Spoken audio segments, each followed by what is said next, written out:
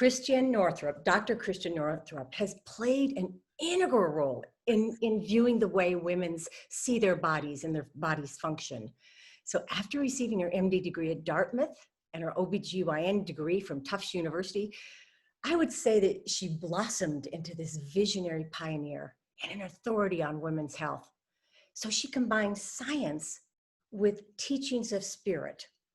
So Dr. Christiane Northrup, thank you so much for joining us. I mean, I am honored. I am just honored and so happy. You're an international speaker. You speak all over the world nonstop. And I don't know, how many books have you written? I think 8, but you know, I've revised the big ones, you know, the Women's Bodies, Women's Wisdom, and the Wisdom of Menopause 5 times, but I just finished, you know, I'm done. Those big things, that's like a bookend of my career. You know, these 2 books are essential in every woman's library, and I would say every man's library who loves women. You know, it is essential. I mean, this is how you understand your mother, your sister, your lover, your wife, your daughter. And I mean, I've owned your books for years, but if viewers have not bought these books, please do it, because I mean, you know, goddesses never die. You know, Never age. Goddesses never age. Oh, that's my favorite book. That's the one where I took on ageism, which is an ism that's still okay in our culture. I mean, we're working on sexism and racism and all that, but ageism, oh my God. So I just took that on in Goddesses Never Age, and I had so much fun with that book and with the research in my own life that led to it. Yeah.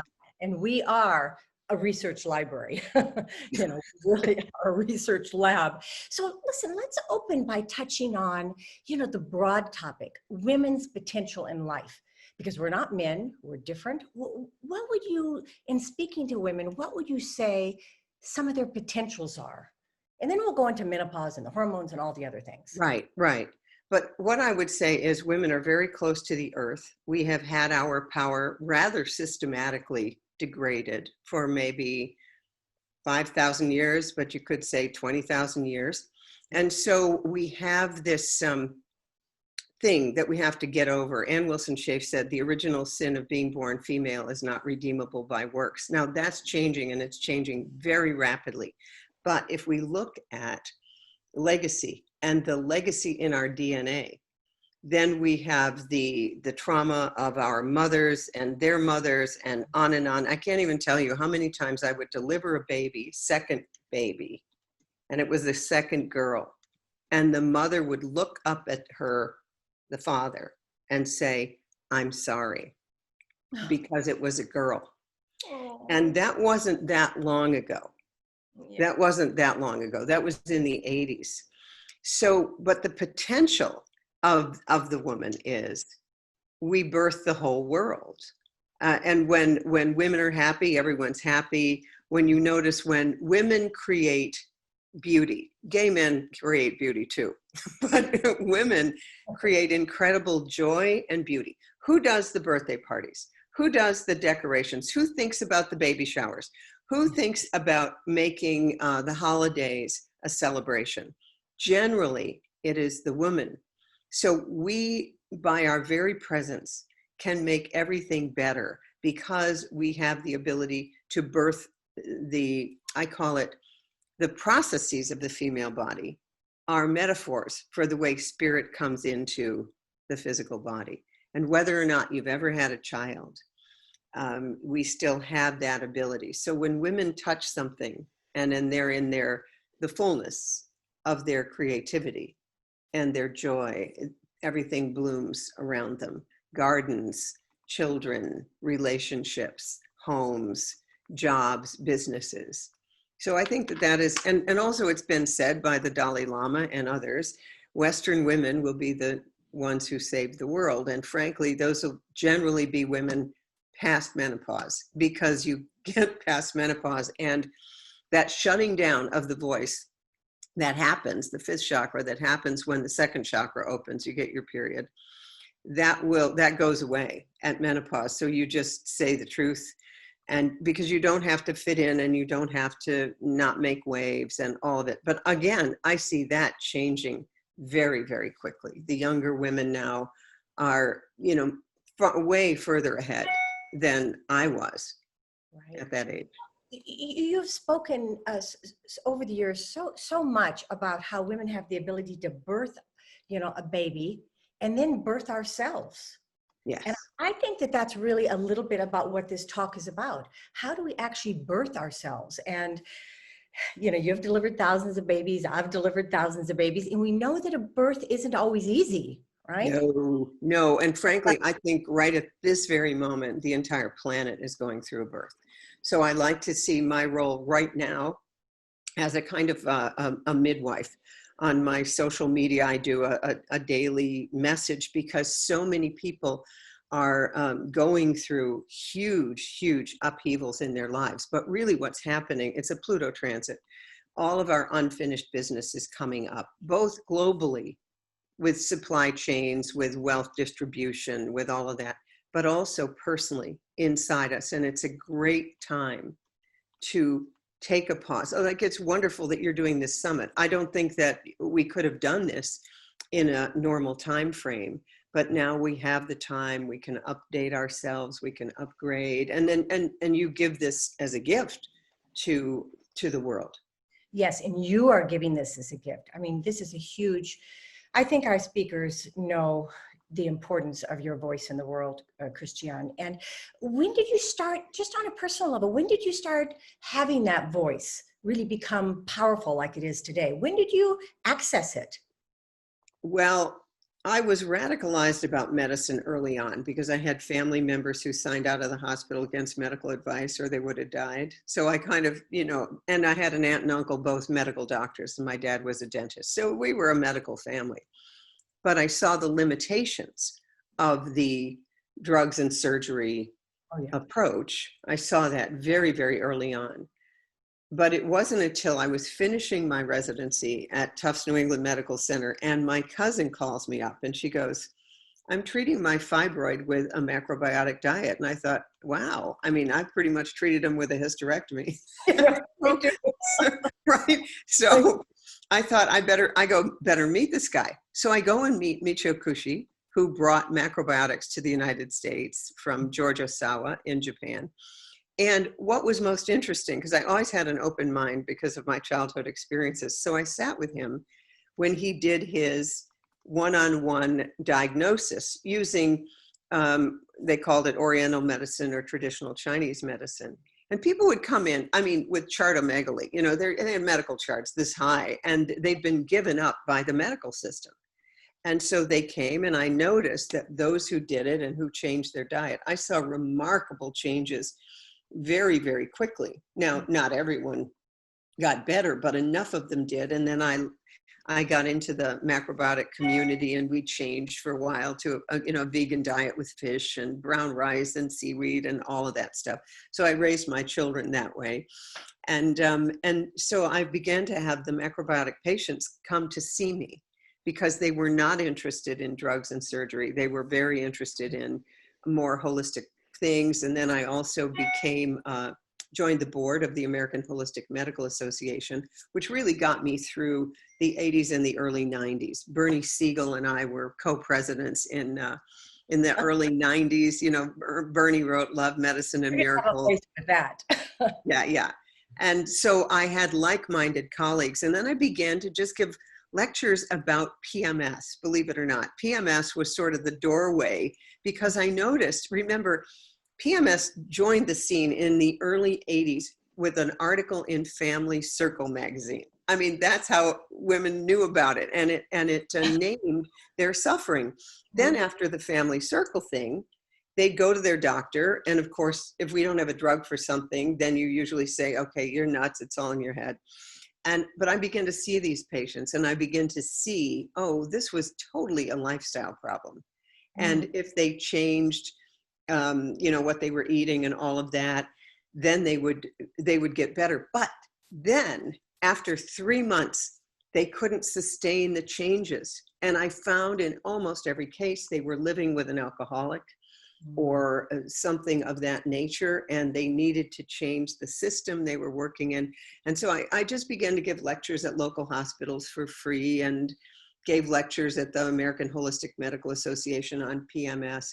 And then all the while in my meetings with the Holistic Medical Association, nobody is talking about anything related to women. You know, if you'd look in the holistic literature about something with an abnormality of the cervix or anything, and they'd say, see Kundalini. And I think, I'm seeing a lot of warts and stuff before we get to Kundalini. Like, I mean, really, it was like a spiritual bypass. So all these women were having, you know, the things we see, chronic pelvic pain. I remember being in grand rounds, and one of these experts from Boston, you know, from one of the big Boston hospitals, comes up, and he's presenting on the fact that chronic pelvic pain is associated with sexual abuse, like Columbus just discovered America. And I remember I'd been saying it for years, and my colleagues said, your patients are nuts. We only see normal women. And quite frankly, I don't think that the culture in general totally woke up to this until Harvey Weinstein. And I remember when that broke in October of 2017, I was turning backflips. I said, finally, the culture is getting an idea of how common this is. So what I did, I wrote Women's Bodies, Women's Wisdom, because I was seeing things in my practice that, you know, if you have vaginitis 8 times in a year, that is not a monostat deficiency. That's something else. We gotta look at that. I've never heard that, a monostat deficiency. Ladies, get your monostat. We're deficient. That's right. You know, so, and I believe that all good doctors know this. They know this, but we're in a time now where it's more and more state-sponsored medicine. You get 15 minutes. One of my friends is a pediatric cardiologist, and, you know, he's used to dictating notes. Now he can't, because that's gone.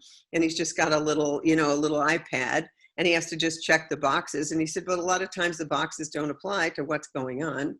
So, you know, I think we have to get into this medicine of partnership, where you have a body of knowledge, and you have a huge body of knowledge, and they have a body that they know. So the two has to come together. That is fascinating. So it's true. We are called. So the need was there, and you accepted, you know, what you needed to do. And I think that that's frequently the first step, is that we see as women that something is missing, and that we actually know. And, you know, it comes out of experience. It comes out of living and being open to that. That's right. Christiane, thank you. That's really important, because I want women to see how they can take the first step or the second step or the 30th step, you know, in their lives, by really watching you and the other speakers, and kind of, you know, syncing with us, syncing with that knowledge that anything is possible. So, and also syncing with the knowledge that your hormones are a very, very directly related to that knowledge. And I remember when I began to look at the research from the Institute of Heart Math, and they did, you know, the beat to beat variability of the heart. And when you got into this heart space, and I am so sorry for this thing that's going on out here. Don't worry. It's okay. They're blowing here in California. Okay. You know, I'd never have this happen. Of course he would come the one time, like, please. Your voice is strong, really. We hear you, no problem. Okay, good. Okay. Anyway, so heart math, what they found, I'll never forget the study, Roland McCready did it. And they found that in people who got into cardiac coherence, perfect balance of the parasympathetic and sympathetic nervous system, their DHEA levels went up. Now, DHEA is the mother hormone that then increases the, you know, well, whatever your body needs and whatever the metabolic pathways are. But DHEA can become testosterone, go to estrogen, all of that. So imagine, if you will, that when the heart, which is a big, I mean, it's like sets the tone for everything. It has an electromagnetic field that's 5,000 times that of the brain, but that getting into that loving heart space changes your hormones. I thought that was just amazing. Christiane, that is brilliant. And we know that the mind is not separate from the heart is not separate from the skin and the bones. So, you know, given this unity of the body, and you being really the world expert, I would say, in menopause and perimenopause, let's talk, and we're talking about birth too, and how we're giving birth to ourselves. So there's some pretty messy things that happen to women as they transition into menopause. So what would you say that, in menopause, by the way, I'd love to know what you think the time is, but I think women are probably in perimenopause in their late 30s or early 40s. And I've just seen an overwhelming amount of women who really are going into menopause, like 45 to maybe 50, 51. That's the most common. And then occasionally, don't you love the normal curve? There's somebody, someone in my community is still having periods at 57. And she said, oh, and everyone says I look so young. Yeah, well.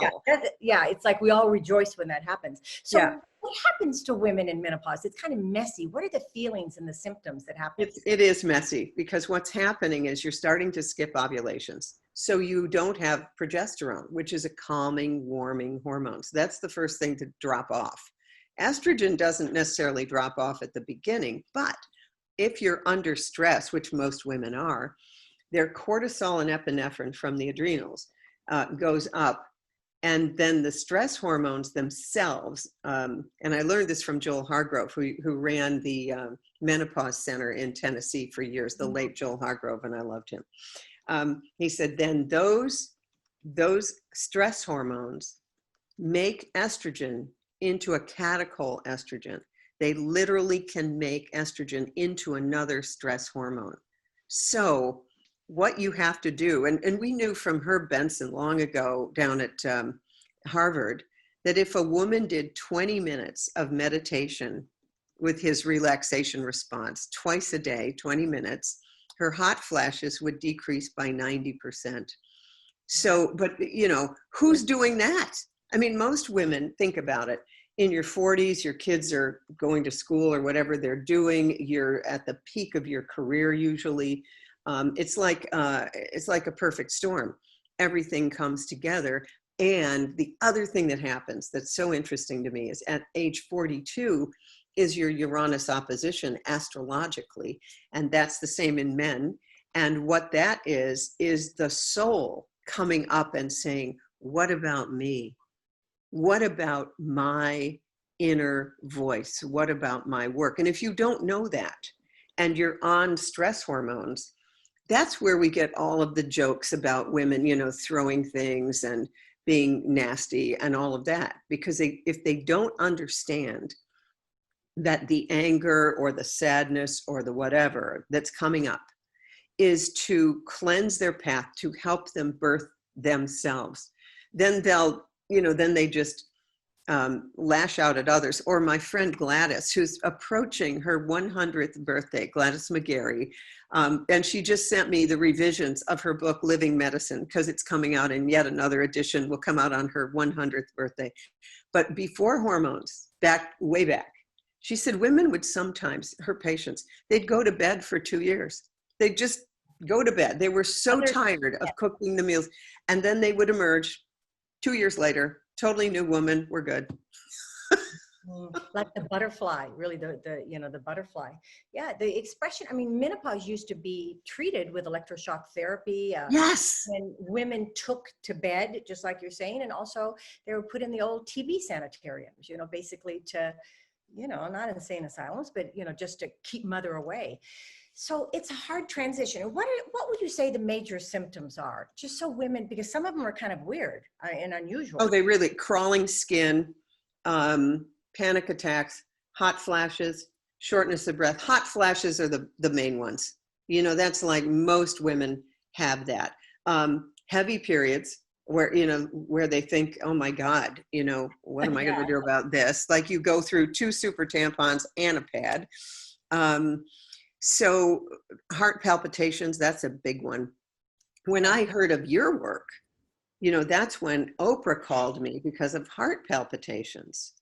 And I remember Dr. Oz coming out to your office and, doing a whole little B-roll thing on the bioidentical hormones, because obviously what we're doing here, yes, you need to do the spiritual work. If the marriage isn't good, if you're married to a narcissist, it's probably not good for it to last. Like I know in my personal case, had I stayed in my marriage, which, was starting to fall apart right at that time, I would have just died of breast cancer. I know it. I know it. I know it. How do I know it? I don't have the test to prove it. I just know it. Christiane, I see that in women who really, they are in difficult, really heart restricting situations. And they tell me the same thing, that they will die. They know it. That's it. So you have to do, what you do, and I remember Elizabeth Kubler-Ross told us this years ago. She said, when someone has pain, really bad pain, give them morphine. Then you can talk about what's going on. So it's the same, with our work. So if somebody needs estrogen, if they need, the first thing I would start with is progesterone, or, a phytohormone, and I created a company with that. But, you need something for support. So if it's either, I did so well with just a little progesterone cream, especially for the women who had premenstrual migraines. That's very common because the progesterone actually binds to the GABA receptors in the brain, the same place as Valium.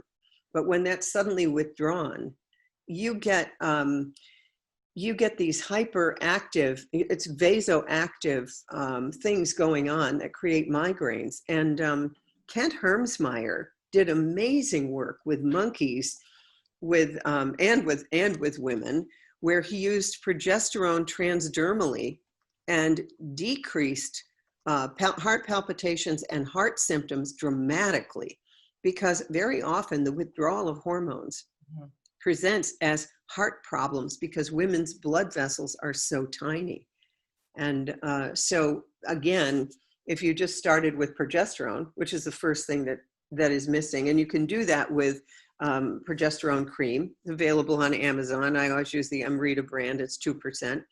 And then, if they have hot flashes, then you add some estrogen. Joel Hargrove and his college roommate, Joe Delk of the Delk Pharmacy, came up with this wonderful bioidentical estrogen, 17-beta estradiol, and progesterone, plus or minus testosterone, put it together in a transdermal formulation where a woman would just put drops on her skin, and depending on her symptoms, she could, increase it or not. Oh, I have to say this though. One of my friends is on the transdermal stuff, and she has Pomeranians that she held in her arms like this all the time.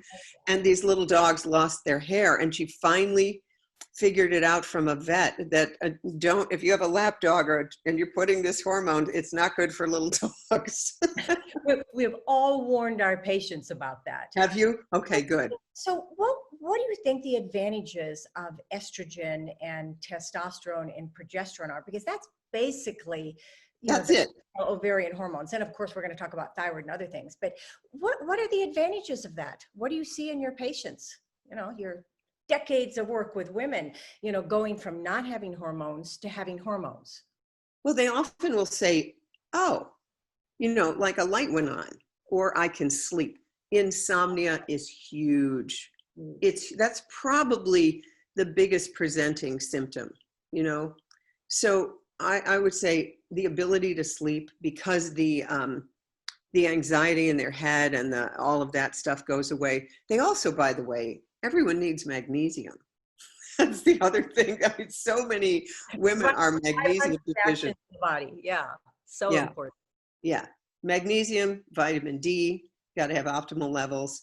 And I like to try all that stuff first with herbs and so on. And then if that doesn't work, you go with estrogen. But what I've found with estrogen is, if they're not doing the underlying work of changing their diet, getting out of a lousy relationship. I mean, I had one woman on 4 times the normal dose of estrogen, and it didn't touch it. So you often have to just do the work of the whole lifestyle thing. But the hormones, there are women, you and I have had women on these like forever. And then they ask me this question, well, God, they're working for me. I'm in my 70s, do I need to quit? And my answer is always no. My answer is, every year when it's time to renew, just check in with yourself. But you and I both know, okay, when, the Women's Health Initiative started in 1994, when the first edition of Women's Bodies, Women's Wisdom came out, doctors were turning patients away from their offices if they wouldn't take Premarin, which to me is the worst hormone to be on, Premarin, pregnant mare's urine. And, you know, it just was the front leader because it was the first one that they came up with. So the Women's Health Initiative, which was huge, used Premarin and Provera, a non-human estrogen and a synthetic progestin, not anything like the body sees. And in 2002, they abruptly stopped the study. And I remember saying in the first edition of Women's Bodies, Women's Wisdom, they're using the wrong hormone at the wrong dose at the same level for absolutely everyone. They are not going to find out what they're looking for. And indeed they didn't. But after that, I remember Wolf Udian and I had a debate, and he was head of the North American Menopause Society.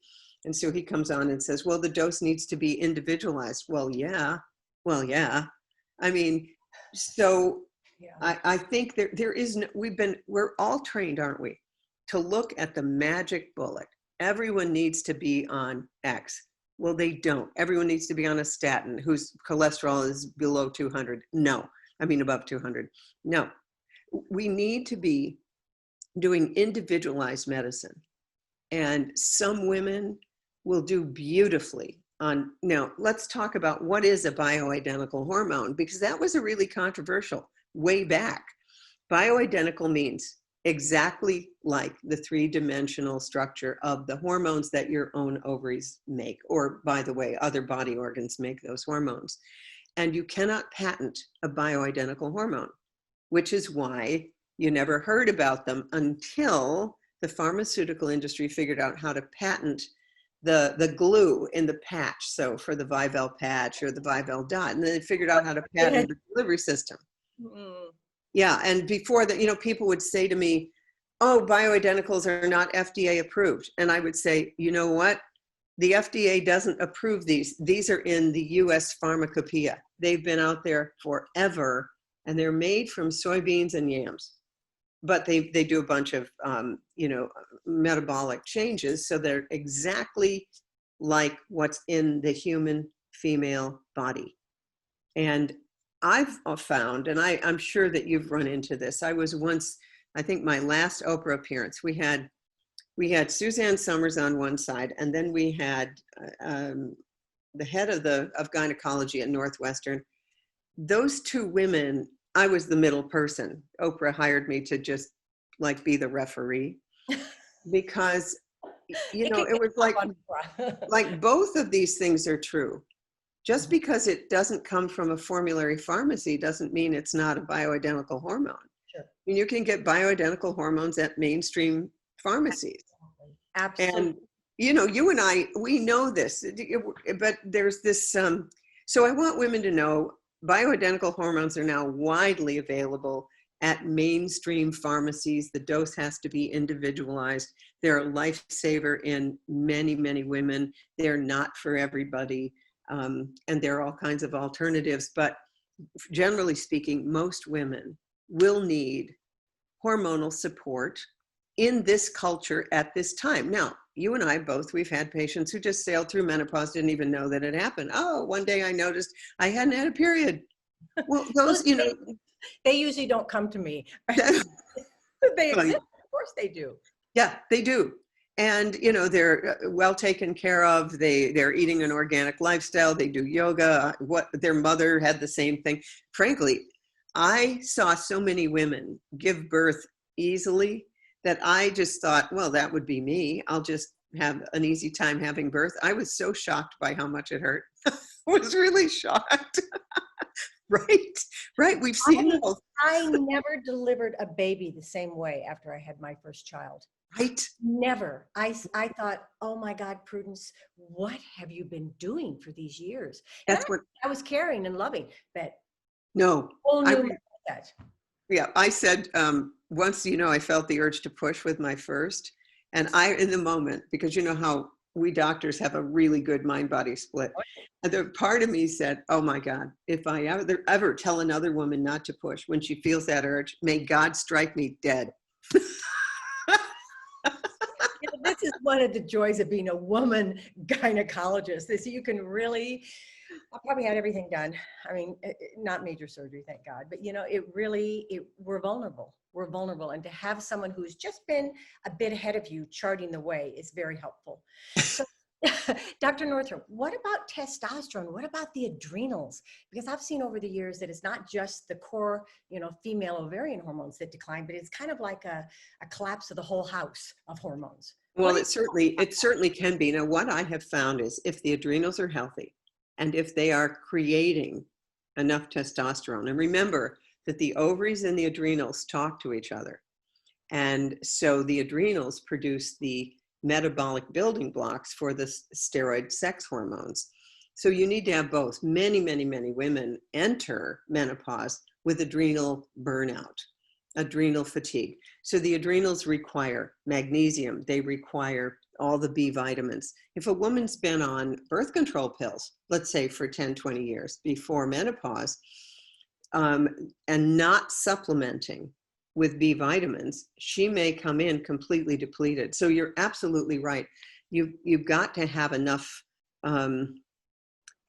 enough adrenal power to get through menopause. And what I've noticed is the people who have relatively high testosterone levels, in a native high testosterone levels made by the cortex of the adrenal gland, then they do quite well going through menopause, because the testosterone can be converted into the estrogen and progesterone.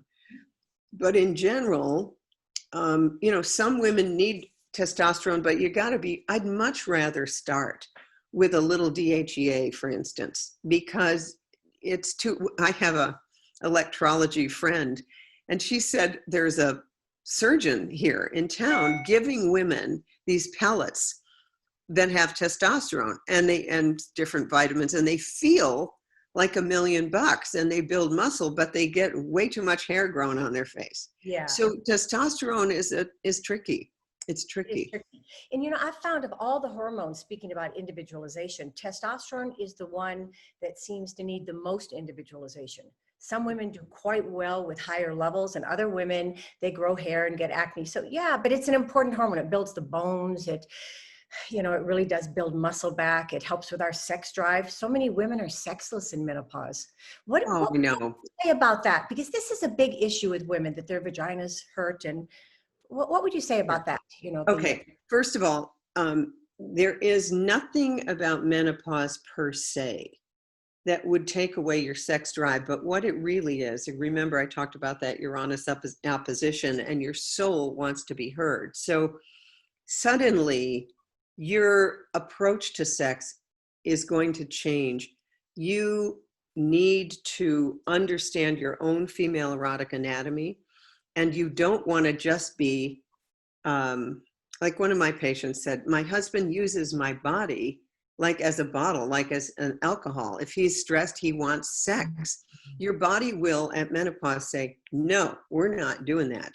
So you need to actively work with your own erotic anatomy. And if you have vaginal dryness, that's actually the whole reason I started the Amata Life company, is that I wanted to create a vaginal moisturizer that re-estrogenized the vaginal tissue, and Prairie Mirifica does that. We have studies in PubMed and so on. So I created this vaginal moisturizer because at this point, an estradiol, a prescription for vaginal estrogen, is costing like $350 now.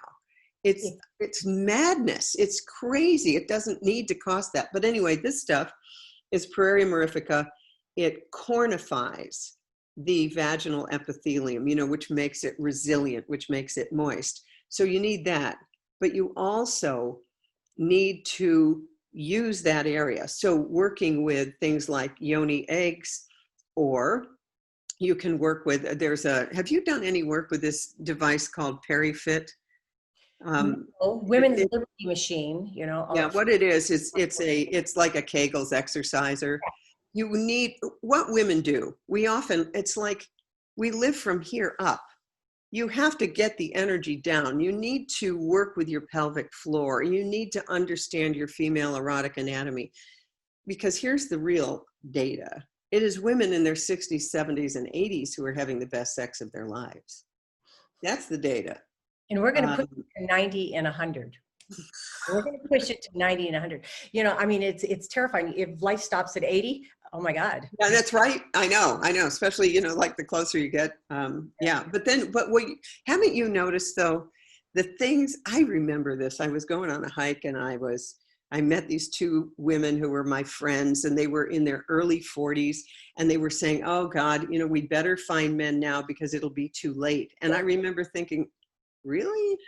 Like almost everything that I was told by the culture, I have set out to disprove, and I was right. But you know, it's almost like a mainstream hypnosis. But yes, women go through often this time period where they need to, many have told me, you know, if I could just go into a cave for a couple of years and get away from this, I would be fine. So what you want to do, and I taught at the Mama Gina School of Womanly Arts in New York City with Regina Thomas Hauer, and she was literally, has always been teaching women how to have more pleasure in their lives. And because it was whole groups of women, we would have so much fun. We'd light each other up. And that's the nitric oxide connection. You know, nitric oxide is the molecule of wellness. And it's a gas produced by the endothelial lining of every blood vessel in your body. And it is the reason that I started to study it is we had this thing called Men's Night, where we'd bring in men, and then women would dress up in whatever they thought was erotic. And then we could ask the men questions, and they would answer us in this wonderful cocoon of total appreciation for men.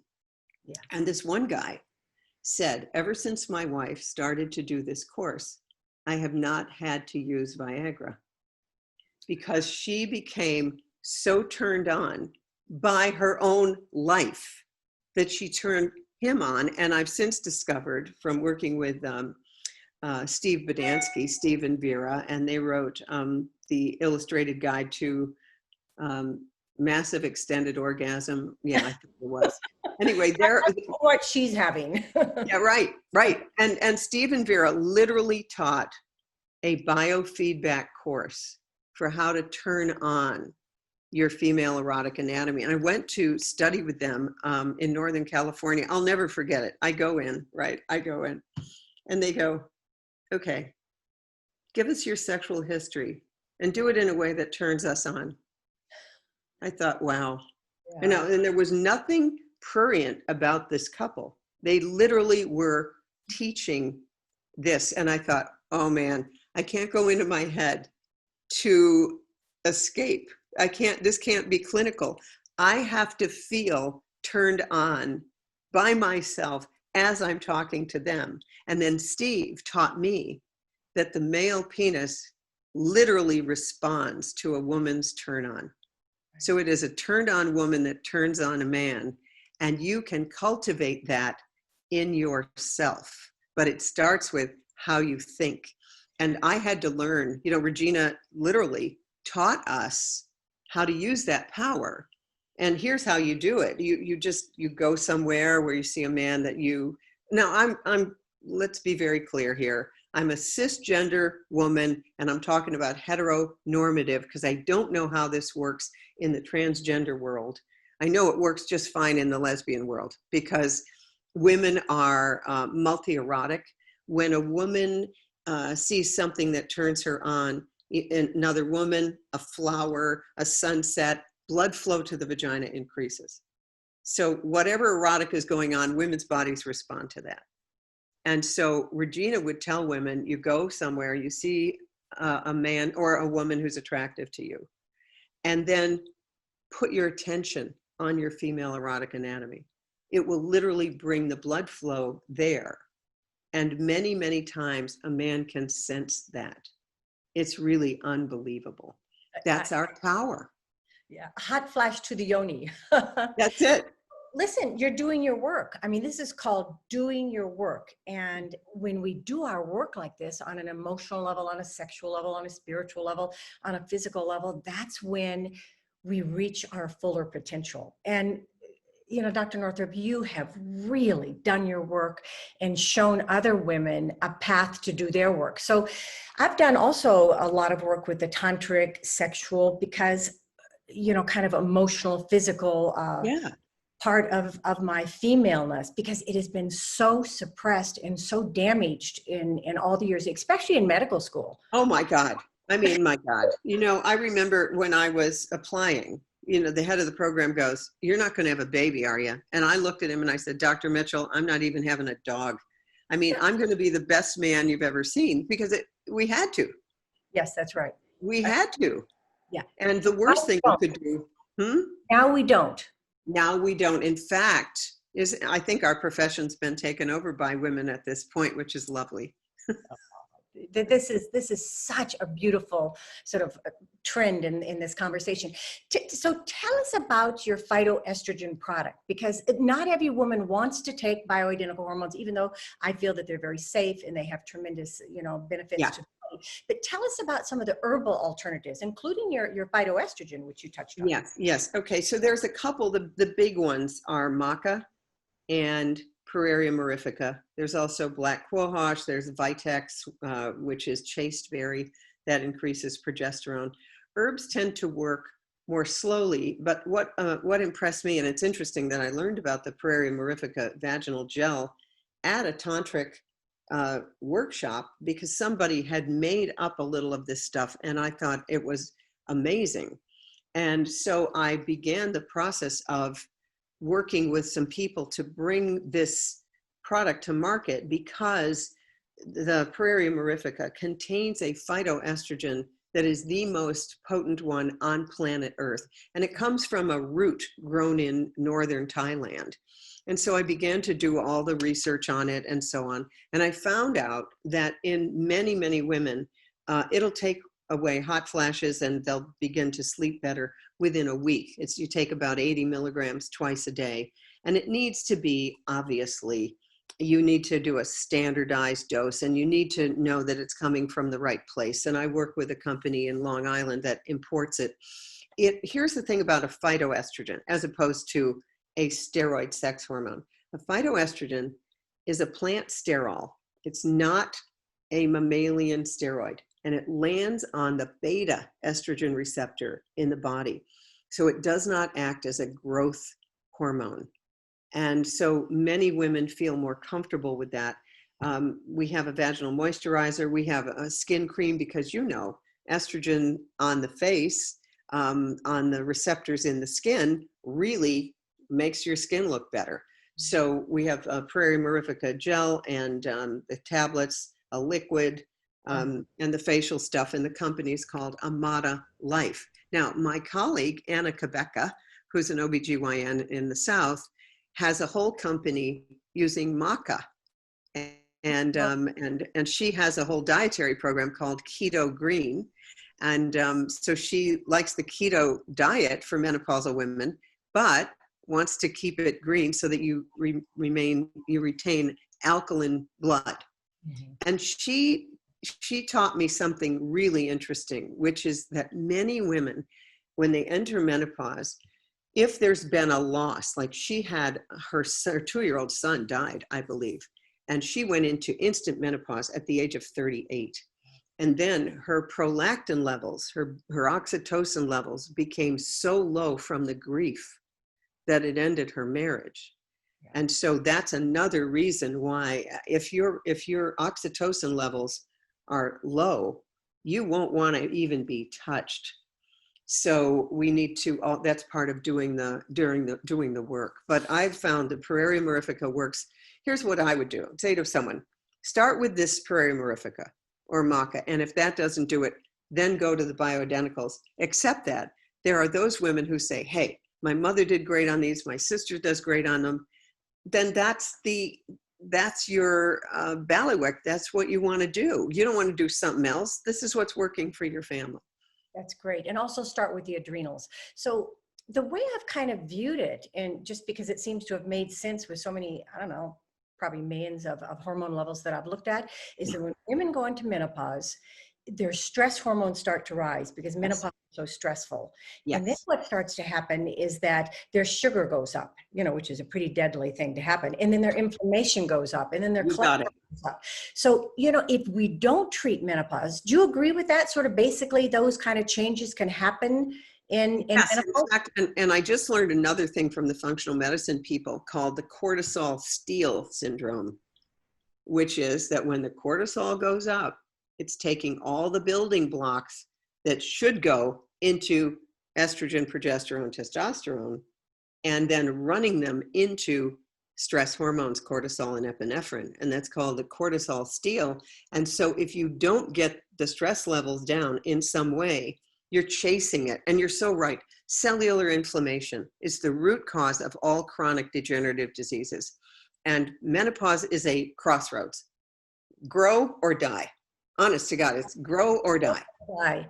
And so what you're doing, you're helping women like, okay, don't go down that path, where, okay, now you're 50, you need your colonoscopy, you need your mammogram, because it's the beginning of the end. No, it doesn't need to be, but it is what happens if you don't come at this consciously. And as you say, do your work, cleaning up the first half of your life, basically. Yeah. And that second half of our life is powerful. It's life affirming. We're birthing ourselves. We're expanding. We're falling in love again, and we're having lots of orgasms. It's really, Christiane, this is just a wonderful talk that you have given for us. And I want women, we'll be putting some of your resources up online because I think that's Beautiful. critical. So they can get your phytoestrogens and your products, and really the books that Dr. Northrup has written they just need to be on everyone's library. So just, go to Amazon and get her books. And Christiane, I want to continue. I mean, I could talk to you for hours, but I really respect your time. You're on the East Coast. It's getting late. And is there any final message that you have for women, just where you really want them to hear your message? What would it be? It keeps getting better. That's what I want them to know. Menopause seems like the end, but it's like to a caterpillar going into a cocoon is death, and it doesn't know that the butterfly is on the other end. That's what this is really happening. And the best years of your life are all ahead. So don't let the culture switch it up on you. Well, that's a powerful, beautiful message from one of the big hearts in the world. So thank you, my darling Christiane. Thank you so much. And Thank what you. a pleasure. What a pleasure. Great. Thanks, Prudence. Bye-bye. Good. Bye. We're off. We did it. We did it. Okay. You did it, you magnificent creature. It is, I am starved for these type of conversations. I mean, I have them, of course, with various people, but you don't find this in gynecology. No. Our profession really, it could use a redo, Okay, you do it. Yeah. No, I think it's wonderful to meet you. Really, it's wonderful. I've followed your work for a long time, and it's just wonderful work. You're inspiring to me. So thank you. And you have really opened this summit. And then we have Abe Morgenthaler coming on in, well, a few minutes. Okay. So Good. thank you, John. Thank you So much. All right. Great. Bye-bye. Bye-bye. Love. Love. Bye.